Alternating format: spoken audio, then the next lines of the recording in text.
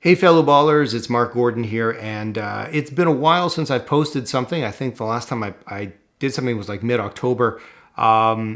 Just to let you know, October was not a good month for me, and what's interesting is that it had the potential to be a good month. So just to bring you up to speed for those of you who may not have seen my videos before, I do 3:30. That's when I go in and I have a couple strategies which I've shared again in previous videos. I'm not going to share those now, but I go in at the 3:30 and ideally I let it expire.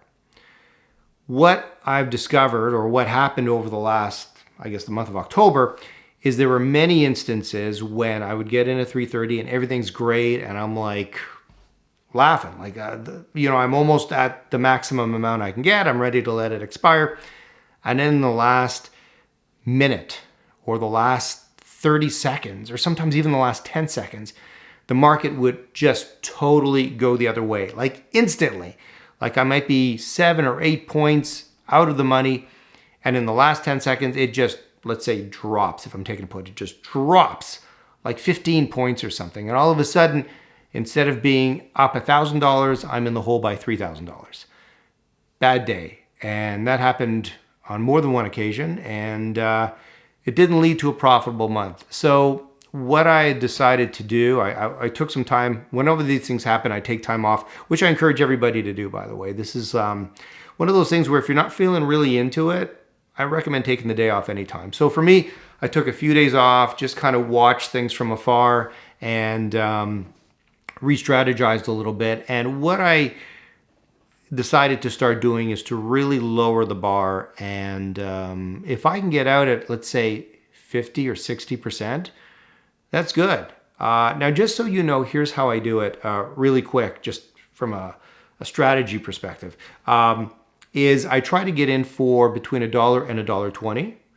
I always do 11 positions, and ideally, in a perfect world, I walk away with, let's say, $1,100, $1,200 for the day. And for the most part, that works. But again, you have a bad day and it sets you back 3 days. You have like 2 or 3 bad days and it sets you back quite some time. So what I've decided to start doing is exiting at $500, which is about 50%. $500 for the day, I'm out, unless the market is just flying, like it's going my way and it's just continuing going and going and going. So if I'm up 500 and all of a sudden I'm up 600, 700, 800, I'll wait. But what I will do is I will say, okay, you know what? If things go against me, as soon as it hits that 500, I'm out. I don't care if it bounces back up or what, I'm out. I'm not waiting. I'm not taking any chances. I'm not sitting around for this. So that's kind of what I've been doing, and I kind of did some dry runs, and it seems to work, and I did it today, and it worked, and yeah, so that's I guess more of a philosophy rather than a strategy, I suppose. Is don't let it expire. I've seen people talk about this stuff in the chat group, saying, you know what, you got to let it expire, and the fact is you don't. It's your money, and if you've made a fair amount and you feel good and you're not sure where the market's going to go, get out. Get out. You made money.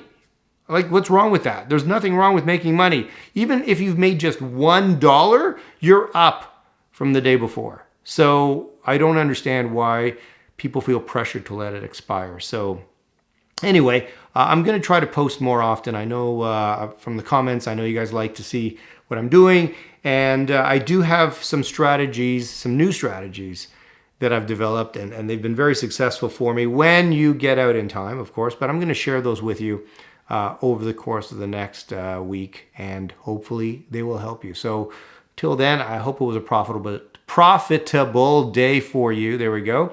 And we'll talk soon. Take care.